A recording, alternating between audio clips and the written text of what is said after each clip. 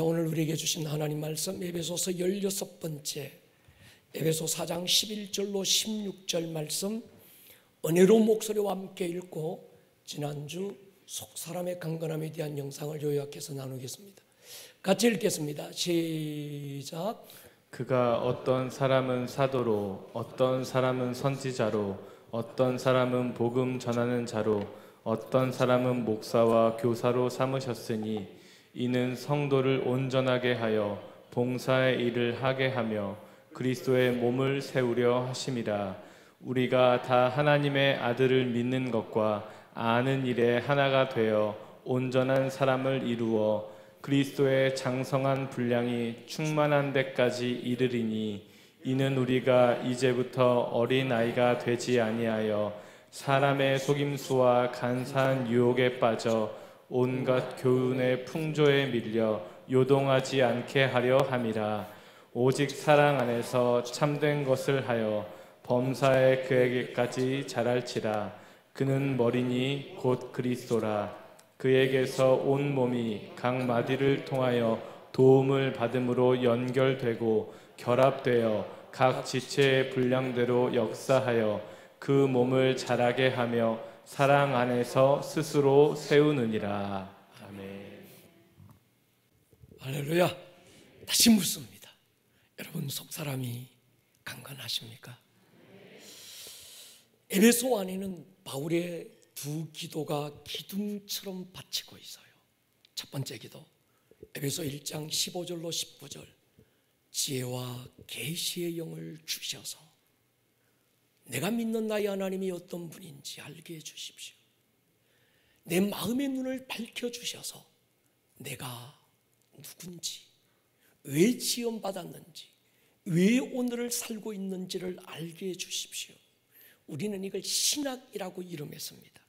하나님이 어떤 분인가 신론, 나는 어떤 존재인가 인간론, 하나님이 어떤 분인지 내가 누군지를 아는 건 공부를 해서 아는 것이 아니고 연구해서 알아지는 것이 아니라 지혜와 계시의 영이신 성령께서 우리의 마음을 밝히실 때 알게 되는 겁니다. 한마디로 나는 무엇을 믿는가? 내가 믿는 바를 신학이라고 이름하고, 그래서 예수전도단 YM의 중요한 구호는 하나님을 알고 하나님을 전한다. 예수를 알고 예수 전한다. 이게 YM 예수전도단의 핵심 구호입니다. 알아야 전하는 거죠.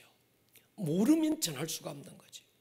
바울의 두 번째 기도 3장 14절 19절 성령의 능력으로 속사람을 강건하게 해주십시오. 그리스도가 내 안에 계셔서 지식에 넘치는 그리스도의 사랑이 어떤 것인지 알게 해주십시오. 사랑 가운데 터가 굳어지고 뿌리를 내려서 깊이 높이 길이 크기가 어떠함을 경험하게 해주십시오. 하나님의 충만하신 것으로 충만케 해주십시오. 바울의 두 번째 기도는 신앙이라고 불렀습니다. 내가 믿는 바를 어떻게 살아낼 것인가, 이게 신앙이지요. 속사람이 강건해야 믿는 바를 살아낼 수 있습니다. 근데 구원받은 하나님의 자녀는 속사람이 강건한 게 중요합니다. 진짜 나는 겉사람이 아니라 속사람이죠. 이 속사람을 위해서 예수님을 보내셨고, 속사람을 위해서 성령님을 보내셨고, 우리의 겉사람을 벗어버리고 속사람이 하나님의 영광의 보좌로 가는 것이죠. 언젠가 우리 겉사람 다 벗고 우리의 속사람이 주님을 대면해야 될 때가 있을 줄로 믿습니다. 그래서 우리는 물었어요. 속사람이 강건합니까? 이 속사람의 강건함을 위해서 주신 세 가지 선물, 성령의 충만함, 말씀의 충만함, 그리스도의 사랑으로 충만함, 이 세 가지를 통해서 우리의 속사람이 강건해지는 겁니다. 신앙은 있는데 신학이 없어요. 그럼 미신이 됩니다. 광신자, 샤머니즘, 미신을 믿는 믿음이 됩니다. 신학은 있는데 신앙이 없다. 이 종교가 되지요. 믿는 것과 아는 것, 신앙과 신학이 하나가 되는 것, 그리스도의 장성한 분량에 이를 수 있는 이것을 우리는 기품이라고 불렀습니다. 코로나가 처음 터지면서 어디로 가야 될지 어떻게 해야 될지 혼란과 혼돈 속에 모든 교회들이 헤매고 있을 때 하나님께서 우리 교회에게 정확하지는 않지만 기품으로 가라, 우리를 기품으로 초대하셨습니다. 정말 그랬습니다. 코로나가 터지면서 수많은 성도들이, 수많은 교회가 메말라가고 있어요. 왜 메마를까? 깊지 못한 거예요. 여러분, 뜨거운 신앙도 있지만 깊은 신앙이 있습니다. 뜨거워야 될 때도 있지만 깊어야 되는 시즌이 있는 거지요. 이 코로나 시즌, 기쁨의 시즌이었습니다. 깊다는 게 뭘까요? 에베소 4장 13절에 얘기했습니다. 우리가 다 하나님의 아들을 믿는 것과 아는 일에 하나가 되는 것, 그래서 온전한 사람을 이루는 것, 그리스도의 장성한 분량이 충만한 데까지 이르는 것, 이건 믿는 것과 아는 것이 하나가 되는 것이라고 말씀을 드렸습니다. 자신이 하나님의 아들이고 아들에게 주어진 자녀의 권세가 어떠함을 알 때 입술의 언어가 달라져요. 내가 거지라고 생각하는 사람은 구걸하고 사정하고 예글 복걸하지만, 내가 왕같은 제사장이고 하나님께서 나를 나라와 제사장으로 삼았고 나를 하나님의 아들들로 나를 삼았다는 걸 아는 사람은 그 입술에서 믿음의 선포가 나올 수 있는 겁니다. 이걸 모르고 신앙생활하면 고아의 영에 생포돼요. 하나님 아버지가 분명히 계심에도 불구하고 마치 아버지가 안 계신 고아처럼 구걸하는 신앙이 됩니다. 아니면 율법이라는 종의 영에 묶여서 두려움에, 불안에 사로잡혀서 두려워서 교회 나오고 두려워서 헌금하고 두려워서, 그게 아닌 거죠. 왜 그럴까? 종의 영에 붙들려서. 아들의 영에 붙들리면 사랑함으로 섬기고, 할렐루야, 사랑함으로 헌신하고 사랑함으로 하나님 앞에 나오는 거죠. 여러분, 당신이 누군지, 어떤 존재로 계획되고 창조되고 구원받았는지를 알고 있습니까? 당신이 하나님의 아들임을 알고 있습니까? 종이나 노예가 아니라 하나님의 영광을 나눌 자임을 알고 있습니까? 그런데 많은 사람들이 자기가 하나님의 아들이라는 사실을 모르고 믿는 사람들이 많습니다. 알고는 있는데 지식적으로 알아서 하나님의 자녀는 그저 윤리적으로 도덕적으로 착하게 살다가 겨우 이 땅에서 그저 교회 한번 와서 발도장 찍고 갔다가 천국 보험 들어놓고 난 이제 지옥 면제받았어야 난 천국 가야, 마치 구원을 따는 것인 줄로 착각하는 겁니다. 여러분, 우리는 하나님의 아들들로 존재됩니다. 아멘입니까? 여러분에게 주어진 능력이 지극히 큰 것인지 어떤 것인지 알고 있습니까? 여러분에게 주어진 힘, 이스코, 오소리티, 위력, 크레토스, 마이티, 능력, 두나미스, 파워가 어떤 것인지 알고 있습니까? 당신의 실존인 속사람이 죄와 허물로 죽었었다는 것, 그리스도와 함께 세 가지가 이미 이루어졌다는 사실을 알고 있습니까? 목사는 끊임없이 물었어요. 에베소 2장 4절 5절에 보면 긍휼이 풍성하신 하나님이 우리를 사랑하신 그 큰 사랑을 인하여 허물로 죽은 우리를 그리스도와 함께 살리셨다. 첫 번째, 살리셨다. 두 번째 뭡니까? 그리스도와 함께 일으키셨다. 세 번째, 그리스도와 함께 하늘 보좌에 앉히셨다. 이걸 인정하는 것을 신앙인이라고 부릅니다. 내가 죄와 허물로 죽었던 자였는데 그리스도와 함께 나를 살리셨다. 난 이 사실을 믿고 인정합니다. 믿고 인정하십니까? 뛰어넘어서 나를 그리스도와 함께 일으키셨다.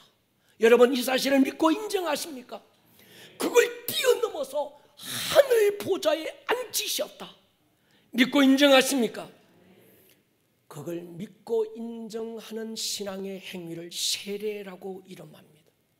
세례는 나 교회 다닌 지 6개월 지나서 학습 받았고요, 또 6개월 지나서 나 세례 받을 자격이 있어요. 그래서 교회 다니는 화려한 경력의 기준이 세례가 아니고, 세례는 이 세 가지.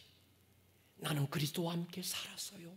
그리스도와 함께 일으킴 받았어요. 그리고 그리스도와 함께 하늘에 안침 받았습니다. 이 신앙의 고백이 세례라고 하는 거지요. 성경은 이것을 구원이라고 부르는 겁니다. 구원은 단순히 죄와 허물로 죽은 우리를 그리스도와 함께 살려서 천국 갈 수 있다, 이게 아니고 뛰어넘어서 그리스도와 함께 일으키셨고 그리스도와 함께 하늘에 안침받는 것, 그래서 그 보좌에서 그분과 함께 영광을 쉐어하는 것, 그것이 구원이다. 동의하십니까? 그래서 우리는 구원을 넘자, 천국 뜰을 지나자, 그렇게 외쳐왔습니다. 주님께서 12제자 데리고 가이사랴 빌립보라고 하는 신흥 도시를 찾았습니다. 로마 왕제 가이사의 이름, 유대 총독 빌립의 이름을 따서 지은 이 가이사랴 빌립보라는 도시는 로마 황제가 이 도시의 주인이다, 그런 뜻을 가지고 있었습니다. 그 증거로 도시 한가운데 로마 황제의 신상을 세워두고 오가는 사람들에게 절하게 하면서 가이사가, 로마 황제가 나의 주인이라고 고백하게 한 겁니다. 그 황제의 신상을 마주한 그 자리에서 주님은 12제자들에게 물었습니다. 사람들이 나를 누구라고 하더냐? 너희는 나를 누구라고 하느냐? 베드로가 뛰어나와서요, 주는 그리스도시요 살아계신 하나님의 아들입니다. 로마 황제 가이사가 나의 주인이 아니고 예수여, 당신이 이 도시의 주인이고 당신이 내 인생의 주인입니다. 주님은 그의 신앙의 고백을 들으시고 내가 네 위에 내 교회를 세울 것이다. 그 교회가 음부의 머리를 밟고 대문을 박살낼 것이다. 그리고 내가 이 교회를 통하여 이 도시의 주인을 바꿀 것이다. 할렐루야. 교회를 통해서 이 도시가 예수가 주인이라는 것을 선포하게 만들 것이다. 그래서 교회가 세워졌습니다. 교회가 뭐 하는 곳일까? 다시 말씀드리면 구원받은 자들이 모여서 나 구원받았네, 너 구원받았네, 우리 구원받았네, 이거 하라고 모인 곳이 아니고, 교회는 하나님의 아들됨을 회복한 성도들이 자신의 부르심을 알고 이 땅, 이 도시가 하나님의 것임을 선포하고 하나님의 나라 킹덤을 이곳에 세우라고 부름받은 줄로 확신합니다. 교회는 음부의 권세와 맞짱 떠서 하나님의 성리를 선포하는 곳이고, 우리는 이 부르심 하나에 한 몸 공동체로 부름을 받은 거예요. 제가 전에 말씀드렸습니다. 성도들이 침에 걸렸고 교회가 침에 걸렸다. 자기가 누군지도 모르고 교회가 이 땅에 왜 세워졌는지조차도 모르는, 그래서 우리는 에베소서를 통해서 하나님의 아들됨이 무엇인지를 다시 찾고 교회가 교회됨이 무엇인지를 다시 회복하자 우리는 선포해 왔습니다. 여러분, 시대와 모든 상황을 뛰어넘어 하나님의 방법은 남겨진 자들입니다. 시대가 아무리 악하고 어두워도 하나님이 남겨두신 창조적인 소수가 있어요. 이스라엘 백성들이 금송아지 섬기고 하나님을 버렸을 때 분노하신 하나님이 모세에게 하신 말씀이 있습니다. 모세야, 저 백성들은 목이 곧아서 더 이상 가능성이 없는 민족이다. 저들을 광야에서 다 쓸어버리고 너 하나를 통해서 새로운 민족을 만들어서 가나안으로 이끌고 가겠다. 하나님이 지금 화가 나가지고 막 감정에 치우쳐서 하나님께서 극단적으로 저 다 죽여버리고 내가 너 하나 살릴게, 어떤 그런 감정적 차원에서 하나님이 하신 말씀이 아닙니다. 하나님께는 모세 한 사람이면 충분했습니다. 동의하십니까? 미디안의 연합군을 상대하기 위해서 하롯셈가에 300명을 남겨두셨는데 그 300명이면 하나님께 충분했습니다. 밤나무 상수리 나무가 배임을 당해도 그루터기를 남기시는 거죠. 저는 그렇게 믿습니다. 시대와 역사는 오고 가지만 하나님은 내일에 남겨진 하나님의 역사를 위하여 남겨두신 자, 하나님이 남겨둔 어떤 손, 하나님이 남겨두신 어떤 교회가 있습니다. 저는 그 하나님이 남겨두신 그 사람들이 저와 여러분들이기를 축복하고 그 교회가 우리 교회이기를 소원했습니다. 만약에 그런 비전이 없다면 우리 교회가, 이 목사가 아름다운 꿈의 교회에 있어야 될 이유가 또 뭐가 있을까요? 아름다운 꿈의 교회는 교회가 없어서 오봉산 자락에 있어야 될까요? 그게 아니잖아요. 성경에서 우리에게 들려온 가장 위대한 복음은 요한복음 3장 16절이었습니다. 천지를 창조하신 창조주 하나님이 나를 이처럼 사랑하사 독생자를 주셨다. 이보다 더 위대한 복음은 없습니다. 근데 요한복음 3장 16절과 함께 들려온 또 하나의 위대한 복음이 있어요. 요한복음 1장 12절이죠. 같이 한번 읽겠습니다. 시작. 영접하는 자 곧 그 이름을 믿는 자들에게는 하나님의 자녀가 되는 권세를 주셨으니. 믿는 자들, 그들을 하나님의 자녀 삼으셨고 하나님의 자녀된 그들에게는 세상이 볼 수 없고 알 수 없는 하나님 자녀의 권세가 주어져 있다는 믿음의 선포, 이게 복음인 거죠. 여러분, 하나님이 나를 사랑하신다, 이건 교리가 아닙니다. 할렐루야. 사랑해서 아들을 보내주셨다, 이건 이론이 아닙니다. 십자가는 교리도 아니고 십자가는 신학적인 이론도 아닙니다. 하나님이 그 아들을 보내신 것이 실제고 십자가는 실제적 사건임을 확신합니다. 하나님의 자녀인 나에게 주어진 권세가 있다, 기분이나 위로의 멘트가 아니라 실제인 거죠. 그래서 끝없이 물었습니다. 당신이 누굽니까? 당신이 하나님의 아들임을 믿습니까? 대답해 보십시다. 하나님의 아들임을 믿습니까? 당신에게는 하나님의 자녀의 권세가 주어졌다는 사실을 인정하십니까? 그 권세 왜 주셨겠습니까? 천당 가는 티켓으로 주셨겠습니까?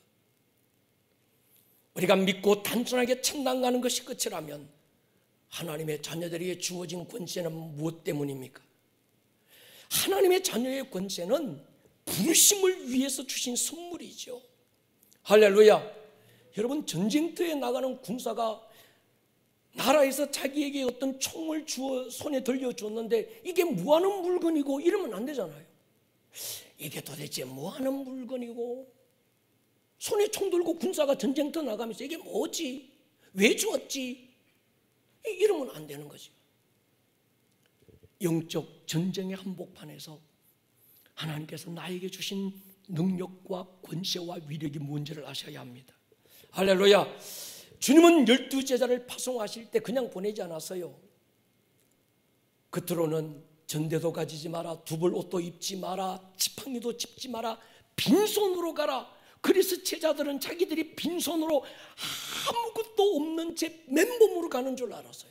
근데 전도의 현장에 가보니까 귀신들이 자기들 앞에 소리지르며 떠나가기 시작하고 손을 얹는 적시의 질병이 떠나가기 시작하는 걸 보면서 그들이 깜짝 놀라서 주께 돌아와 이렇게 고백합니다. 주의 이름이면 귀신들도 우리에게 항복했습니다.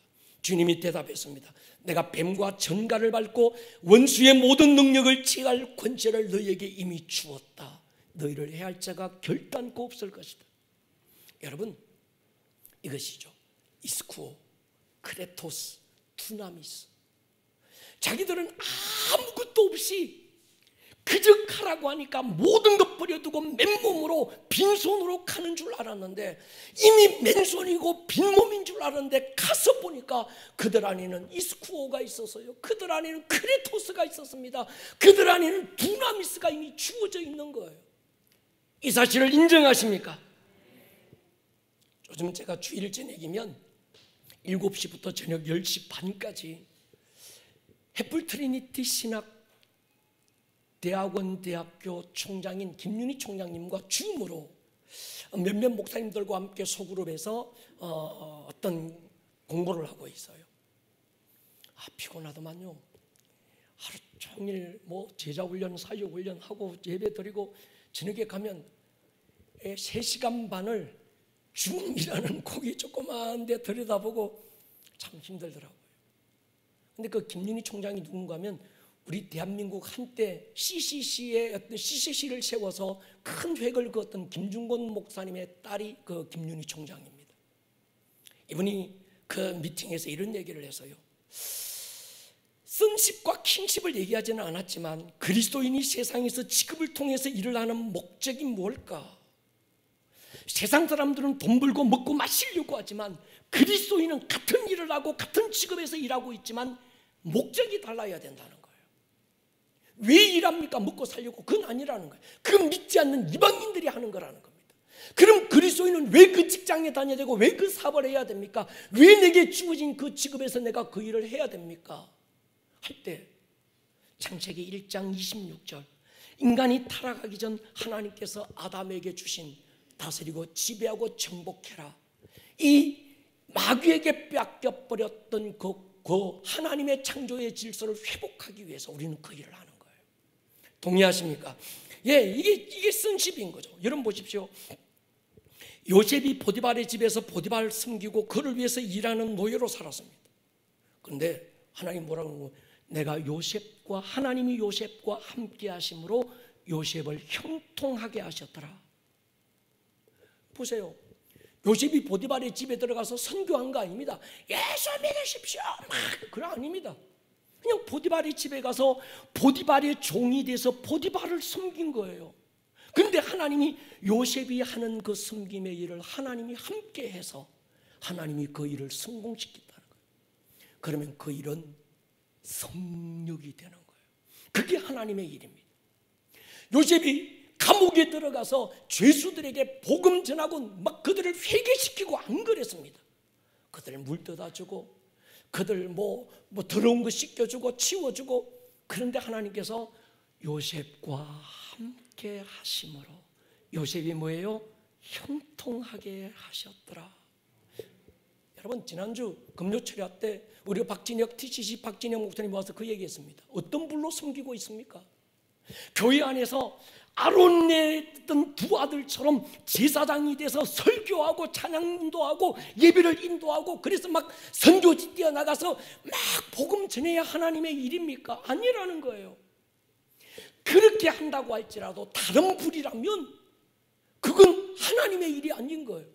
그러나 여러분들의 삶의 현장 속에서 내가 그 직장 안에서 내가 그 사업 안에서 그 일을 하고 있지만 그러나 이 일 나 혼자 하는 일이 아니라 하나님이 하신다면, 그리고 이 일을 통해서 먹고 살려고 하는 것이 아니라 섬기려고 하고 있고, 또 다른 창세기 1장 26절에서 하나님이 말씀하신 그 창조의 질서를 회복하기 위해서 그 일을 하고 있다면 그 일이 어떤 일이든 하나님의 일인 줄로 믿습니다. 그래서 우리가 하나님의 일을 하는 거예요. 이분법으로 교회 안에는 하나님의 일이고 교회 밖은 세상 일이고 그런 거 아닙니다. 어떤 일이냐가 중요한 게 아니라 누구와 함께 하느냐가 중요하고 그 일을 왜 하느냐가 중요하다는 거예요. 여러분, 하나님이 함께 하시기를 축복합니다. 직장 가셔서 주여 오늘 하루도 주님이 나와 함께해서 이 일을 이루게 해주십시오. 내가 결정하고 선택하는 일, 그래서 하나님이 함께하고 있는 걸 죄수들이 보고 하나님이 함께하고 있는 걸 직장 동료들이 보게 해주십시오. 그건 하나님의 일입니다. 하나님이 형통케 하실 줄로 믿습니다. 제가 전에 게임 체인저라는 단어를 소개한 적이 있습니다. 어떤 게임의 승부를 결정짓는 역할, 키펄슨 같은 자들, 어떤 일의 분위기를 바꾸는 사람, 게임 체인저죠. 그 사람만 등장하면 갑자기 분위기가 바뀌는 거예요. 그 한 사람의 등장으로 흘러갔다 내려가던 물이 갑자기 역류하기 시작하는 것, 영적 게임 체인저가 누굴까? 하나님의 아들들, 선십을 가진 자죠. 모세가 손을 드는 순간에 영적 분위기가 갑자기 달라집니다. 모세가 손을 들면 이겨요. 근데 모세가 손을 내린 것뿐인데 패하기 시작하는 거예요. 그가 손을 들고 내림이 모든 영적 전쟁뿐만 아니라 실제적인 삶에서 성패를 결정짓는 사람, 게임 체인저죠. 에스더는 왕에게 나아가는 순간인데 유대민족 전체 영적 분위기가 생명의 분위기로 달라지는 거예요. 다윗이 골리앗 앞에 서는 순간에 블레셋과의 전쟁의 양태가 달라지기 시작하는, 그래서 저는 그렇게 확신합니다. 하나님, 우리 교회가 이 도시의 영적 게임 체인저가 되게 하여 주십시오. 하나님의 자녀들은 바로 이런 사람들이고 교회는 바로 이런 곳인 거지요. 여러분 한 사람이 그 집안에 있으므로 여러분의 영적 집안의 공기가 달라져야 될 줄로 믿습니다. 여러분 한 사람이 아름다운 꿈의 교회에 있다는 것 때문에 우리 교회 영적 공기가 달라져야 되는 거예요.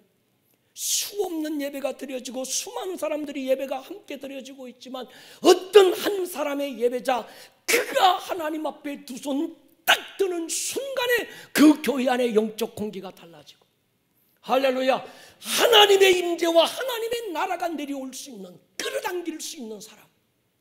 이 도시 인천이라는 영적 유업이 큰 이 도시에 하나님의 나라를 당길 수 있는 어떤 게임 체인저, 우리 교회가 될 줄로 믿습니다. 그래서 여러분, 목사는 이걸 지금 16번째 외치고 있는 거예요. 당신이 누굽니까? 하나님의 아들들입니다. 교회가 어떤 곳입니까? 교회는 하나님의 아들됨을 회복한 자들이 이 땅 가운데 하나님의 킹덤을 세우라고 부르심을 받은 사람들입니다. 이게 목사가 아무리 얘기를 해주고 넉 달 동안 4, 4, 16, 16번 수요일까지 17번인데 얘기하니까 우리 목사님 얘기하니까 그런가 보다. 야, 그냥 그래, 그 목사님 뭐 그렇다고 하시니까 내가 인정하고, 내 꼬라지 볼 때 별로 동의가 안 되지만 그렇다고 하니까 내가 한번 인정해 보겠습니다. 아멘, 아멘. 그런데 어느 날 어느 순간에 성령님께서 내 안에 오셔서 눈을 확 열어주시고, 나의 나됨이 내게서 찾는 게 아니라 진리 안에서 찾아갈 때, 야, 내가 이런 존재구나. 여기까지 가야 합니다. 뛰어넘어서 아름다운 꿈의 교회가 이런 교회구나, 여기까지 가야 합니다. 그럴 때는 방구석에 처박혀서 울든지 한 사나흘, 아니면 밖으로 뛰어나가서 고함 지르든지, 둘 중에 하나는, 매일 그러면 안 되지만 한 번쯤은 해야 된다. 할렐루야. 현재 신앙에 만족하지 마십시오. 우리는 매일 성장해야 합니다.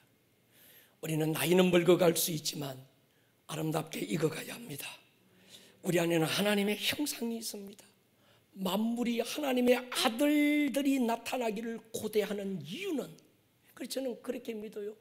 인천이라는 이 도시는 아름다운 꿈의 교회가 이제 에베소 교회처럼 일어나기를 고대하고 있습니다.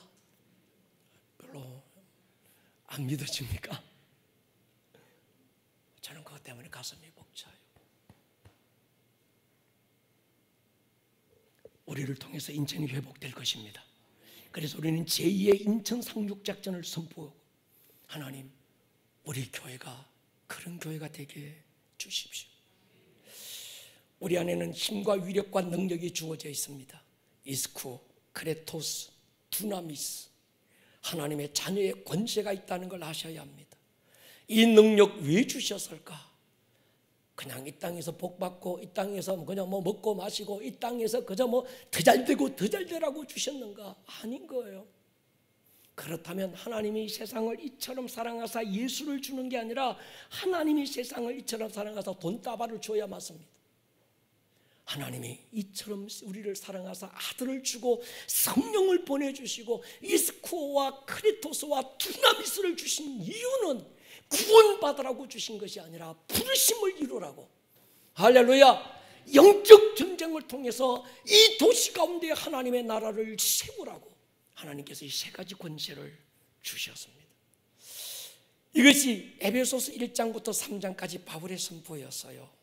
이 사실을 이론적으로 막연하게 알면 마귀도 안 건드립니다. 스스로 하나님의 아들이라고 하지만 아무런 영향력이 없는 건 손도 안 댑니다. 그러나 우리 교회처럼 그 사실이 실제가 돼서 마귀의 대가리를 밟고 그 마귀의 나라에 치명적 타격을 입히기 시작하면 마귀가 적잖이 당황하게 돼 있습니다. 동의하십니까? 여러분, 마귀가 지금 인천이라는 이 하늘 위에서 인천이라는 이 도시를 장악하고 있는 마귀가 지금 굉장히 당황하고 있다니까요. 할렐루야. 우리 교회가 깨어나는 것 보고 이게 굉장히 지금 타격을 받아서 당황하고 있는 거예요. 왜? 여러분, 영적 전쟁을 하셔야 되는데, 영적 전쟁은 내가 가서 마귀하고 싸우는 게 아니고 이미 우리 예수님 마귀의 머리를 십자가와 부활로 밟아버렸고, 이게 마지막 기운 뻗쳐서 꼬랑대기 막 발부둥 치는 거, 우리는 꼬리 자르는 게 영적 전쟁입니다. 할렐루야. 그래서 사람들이 자꾸 마귀하고 싸우는 줄 알아요. 마귀하고 싸우는 게 아닙니다. 경상도 사람들은 싸운다 이럽니다. 우리는 싸우는 게 아니라 우리는 이기는 자입니다.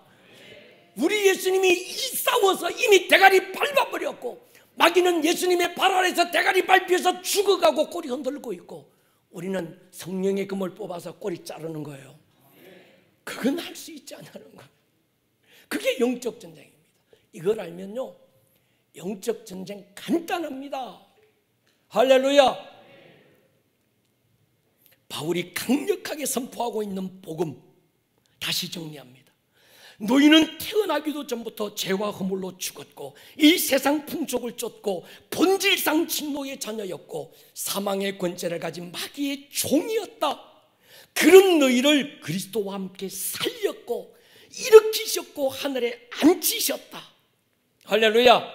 그렇기 때문에 마귀가 지배하고 있는 이 세상에서는 마귀가 하나님의 아들들을 공격한다. 우리의 싸움은 혈과 육에 대한 것이 아니다. 하늘에 있는 악의 영들에 대한 영적 싸움이다. 그렇기 때문에 우리는 돈이 또 다른 힘이 필요한 게 아니라 영적 전신갑주를 입어야 한다. 머리에는 구원의 투구를 쓰고 가슴에 의의 흉배 붙이고 허리에는 진리의 띠, 발에는 복음의 평안의 신발을 신고 한 손에는 믿음의 방패를, 또 한 손에는 성령의 금을 들어야 된다.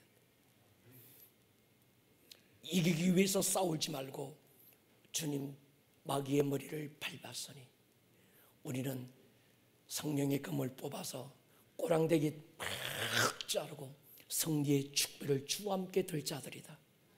할렐루야. 여러분, 이것이 원색적인 복음입니다. 자꾸 우리가 능력이 없는 이유는 복음에 물을 타서 그렇습니다. 예수 믿으면 복 받는다더라야, 예수 믿으면 천당 간다더라야, 예수 믿으면 만사 형통하고 다 잘되고 더 잘된다더라야. 여러분, 이 얘기가 복음이 아니라는 얘기가 아니고 원색의 복음이 아니라는 거예요. 하나님의 아들들은 그저 복받고 만사 형통하고 잘되고 잘될 자들이 아닙니다. 교회는 그런 정도의 어떤 대모임 같은 동창회 같은 모임이 아닙니다. 신앙은 영적 전쟁입니다. 그래서 내가 누군지를 아는 사람은 영적 전쟁하게 돼 있습니다. 할렐루야. 교회됨이 뭔지를 아는 사람은 영적 전쟁의 눈이 열리게 돼 있는 거예요. 그래서 바울은 선십을 얘기하고 하나님의 아들들이 누군가, 교회가 뭔가를 얘기하다가 마지막 에베소서 6장에서 영적 전쟁으로 에베소서를 결론 짓고 있는 겁니다.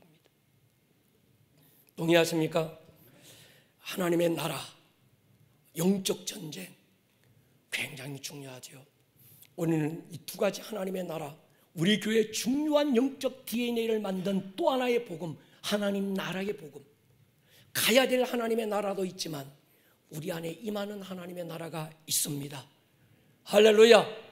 우리 예수님 마태복음 12장에서 내가 성령으로 귀신을 쫓는 것이면 하나님의 나라가 너희에게 임하였느니라. 우리 안에 임하는 하나님의 나라, 내 삶에 하나님의 나라가 임하면 어둠의 나라가 박살납니다. 할렐루야. 빛이 들어가면 어둠이 떠나가는 것처럼, 생명이 들어가면 사망의 기운이 떠나가는 것처럼 내 삶에 하나님의 나라가 임하면, 내 가정 안에 하나님의 나라가 임하면, 이 도시 가운데 하나님의 나라가 임하면 어둠은 떠나갈 줄로 믿습니다. 내 안에 하나님의 나라가 임하는 세 가지, 의와 평강과 희락이라. 여러분 모든 삶에 임하는 하나님의 나라가 있기를 축원합니다. 예수님께서 공생애를 처음 시작할 때 회당에 들어가서 선포하신 말씀이 이겁니다. 주의 성령이 내게 임하셨으니 가난한 자에게 복음 전하고 기름 부어서 포로된 자를 자유케, 눈먼 자를 보게, 눌린 자 자유롭게 은혜의 해를 전파하게 하려 함이라. 여러분, 주님이 이 일을 위해 오셨고 그 일을 이루셨다면 몸된 교회는, 그의 지체된 성도는 이 일을 해야 합니다. 동의하십니까? 우리는 포로된 자를 자유케 해야 되고 병들어 신음하는 자를 치유해야 되고, 할렐루야, 눌린 자를 자유롭게 해야 합니다. 그래서 이걸 우리의 삶에 임하는 하나님의 나라다 이렇게 말씀했어요. 예수님께서 내 너 천국 데리고 간데 끝, 이게 아니라 눈먼 자 보게 하고 갇힌 자, 눌린 자 자유롭게 한다. 가는 하나님의 나라가 있지만 오늘 이 땅에서 풀어놓고 자유케 해야 될 하나님의 나라가 필요하다는 거예요. 할렐루야. 아는 것과 믿는 것이 하나가 되는 것, 이게 기쁨입니다. 신앙과 신학이 하나가 되자고 우리는 소리치고 왔습니다. 진리는 느낌이 아닙니다. 진리는 우리의 어떠함 때문에 달라지는 것도 아닙니다. 진리는 내 영적 컨디션과 아무 상관없습니다. 어떤 분이 그래요. 목사님 요즘 기도도 잘 안 하고 나는요 목사님만큼 영빨도 없고요. 목사님 나는요 참 내가 하나님의 사람인지 사람인지 난 잘 모를 때 굉장히 많아요. 그래서 난 뭐 내 입을 벌려서 있을지어다 막 선포합니다. 이게 잘 안 돼요. 자기의 어떠함을 보니까 그게 안 되는 거예요. 여러분의 어떠함과는 상관없이 하나님의 어떠하심이 여러분을 결정합니다. 여러분은 이미 하나님의 아들들입니다. 아들들에게는 세 가지 능력과 권세와 위력이 주어져 있습니다. 할렐루야. 우리는 고아도 아니고 종도 노예도 아닙니다. 하나님의 아들들입니다. 바울 첫 번째 기도 통해서 넌 종이나 고아가 아니야 하나님의 아들이었음을 알았으면 좋겠어. 이 말은 뭡니까? 지들이 모른다는 거예요. 너희의 하나됨을 통해서 교회를 이루고 교회됨을 통해서 이루어가야 될 부르심의 소망이 있다는 걸 좀 알았으면 좋겠어. 모른다는 거예요. 네 안에 힘과 위력과 능력이 어떤 것인지 좀 알았으면 좋겠어. 말은 뭡니까? 모르고 있다는 거예요. 여러분, 우리는 알고 믿으십시다. 두 번째 물어서요, 속 사람이 강건하게 해주십시오. 말씀으로 충만하게 해주십시오. 그리스도의 사랑으로 충만하게 해주십시오. 그래서 제가 또 물어서요, 당신은 속 사람이 강건합니까? 예수님이 당신 안에 거하신다는 걸 압니까? 지식에 넘치는 그리스도의 사랑이 어떠함을 아십니까? 깊이 크기 넓이 높이가 어떠함을 당신은 경험하고 있습니까? 물었습니다. 속사람이 강건해야 합니다. 우리의 속사람을 강건케 하는 건 세 가지입니다. 성령과 말씀과 사랑입니다. 주님께서 베드로에게 물었어요. 네 나 아가파오하니?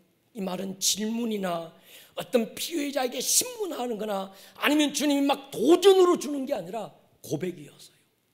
어떤 누군가가 네 나 사랑하니? 묻는 건 내가 네 사랑하는데 이 고백이거든요.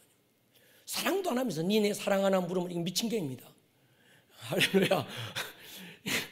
사랑하느냐고 묻는 건 내가 네 사랑하고 있다는 걸 알아줬으면 좋겠다는 거거든요.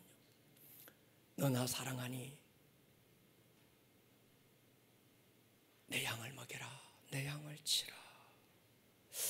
여러분, 가장 큰 힘은 사랑의 확신입니다. 치유는, 회복은 사랑의 확신에서 일어나요. 하나님이 나 사랑해. 이론이 아니고 지식이 아니고 내 안에서 불같은 물같은 바람같은 막 경험이 될 때 모든 상처로부터 자유해버려요. 모든 루즈였던 생각으로부터 자유해버려요. 할렐루야. 저는 태생적으로 우울질이었어요. 사람 만나는 거 별로 안 좋아하고요. 혼자 틀어박혀서 책 읽는 것 좋아하고 글 쓰고 끌적이는 것 좋아하고 어릴 때 아버지 돌아가시고 하도 찌든간한 현실이 싫어서 매사에 자신이 없었어요. 학교 가는데 선생님이 나 부르는데 이름 부르는데도 대답을 못해서 엄마한테 내가 혼나. 이 덩신아. 그때부터 난 내가 덩신인 줄 알았어요.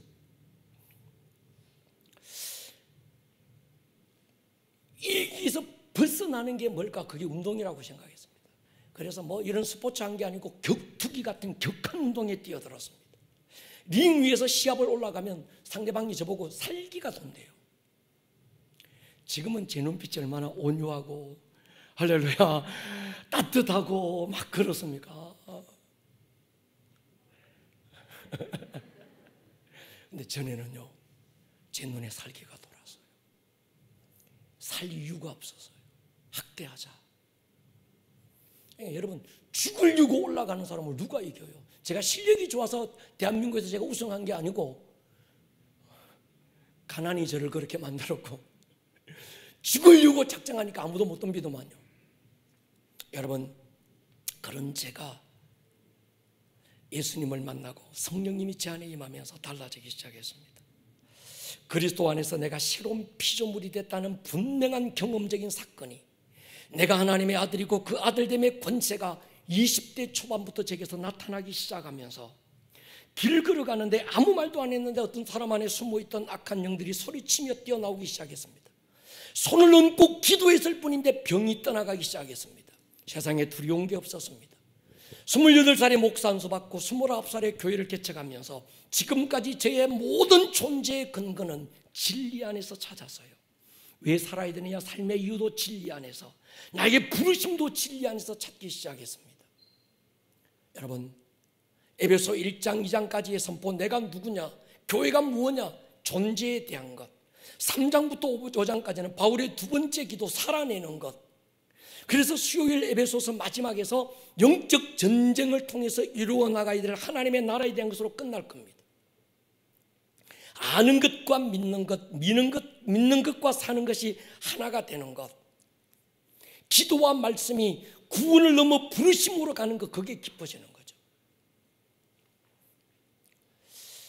여러분, 저는 이젠 앞으로 우리 교회가 어떤 교회가 되어야 될까? 지나간 10년 아름다운 동행이 우리 교회 스피릿을 만들고 우리 교회 틀을 만들고 우리 교회 토양을 만들고 왔습니다. 그 위에 인카운트가 세워졌고 제자훈련이 세워지면서 우리 교회는 이런 교회야 사도행전적 교회라고 하는, 사도행전적 평신도라고 하는, 사도행전적 예배와 영성이라고 하는 구호를 걸면서 우리는 10년간 달려왔어요.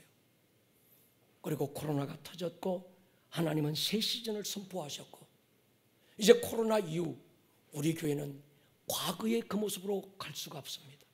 이제 우리는 새로운 터전이 필요합니다. 새로운 교회 토양이 필요합니다. 막연하게 사도행전적 교회가 아니라 사도행전 1장에 2장에 있던 유대인의 오순절을 뛰어넘어 사도행전 19장에 이방인의 오순절이라고 불렀던 에베소 교회에 일어났던 그 부흥, 개인과 가문을 뛰어넘어 도시가 하나님께 돌아왔던 마지막 때에 일어났던 그 부흥, 저는 이제 우리 교회를 통해서 이루어 나가야 될 줄로 믿습니다. 이 일에 가장 중요한 게 에베소 교회가 어떤 교회인지 에베소서 안에서 우리는 쭉 찾기 시작해서 핵심적인 것, 사랑입니다.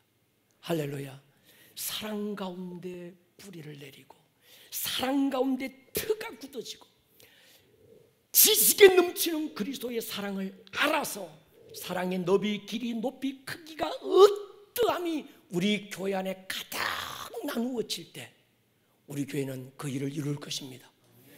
이런 교회가 되어서 두 가지를 이룹니다.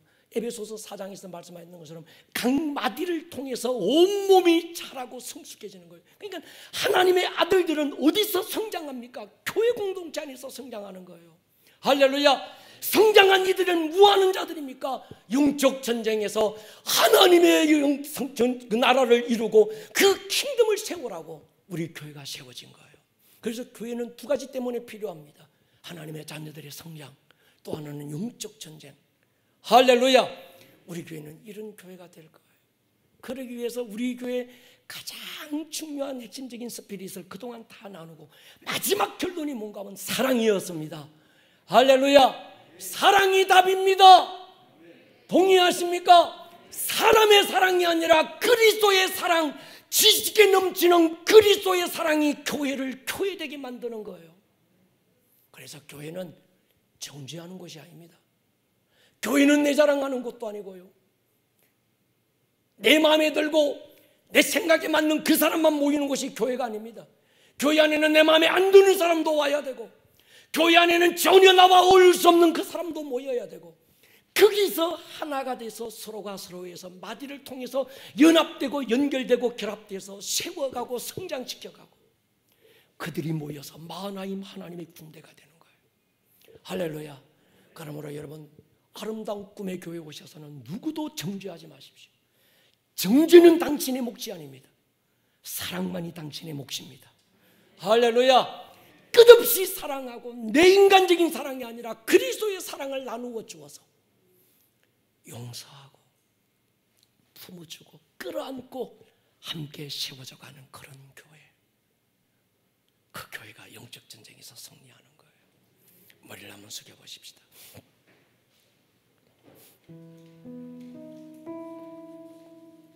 내가 누군지를 잃어버린, 교회가 뭐하는 곳인지를 잃어버린 치매가 우리를 연약하게 만들었고 무기력하게 만들었고 우리 자신을 놓치게 만들어서요. 이제 아름다운 꿈의 교회는 이것이 필요합니다. 하나님, 내가 누군지를 정확하게 알고 우리 교회가 왜 세웠는지를 정확하게 아는 것. 그래서 사도행전 19장의 그 역사가 오늘 이 시대도 동일하게 재현되는 그런 교회가 되게 해주십시오. 주님 사랑만이 우리를 숨쉬게 할 수 있습니다. 사랑이 나를 숨쉬게 해 세상 그 어떤 어려움 속에 이 고도로 갑니다. 주 은혜로 주 은혜로 나를 돌보시며 세상 끝날까지 세상 끝날까지 지켜주시며 다시 한번 고백할까요? 주 사랑이 나를 이끄시네.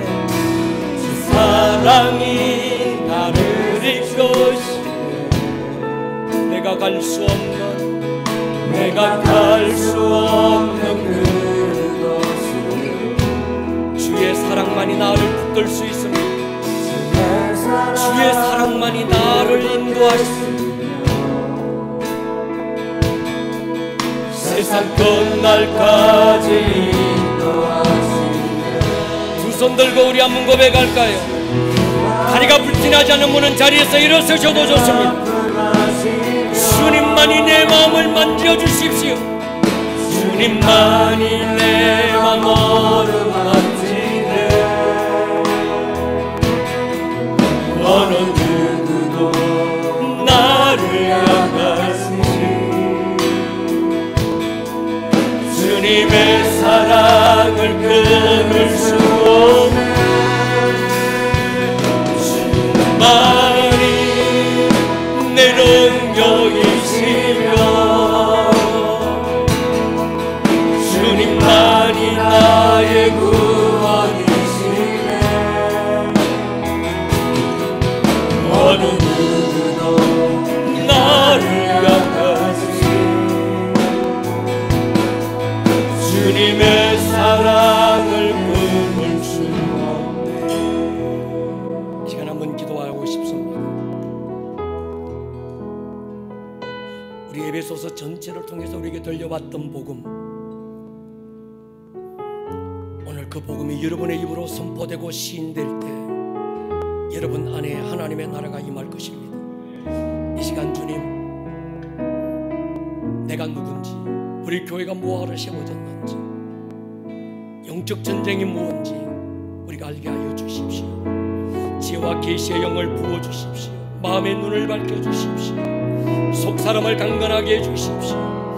우리 시간 한번 주여 한번 부르고 동성으로 기도하기 원합니다. 주여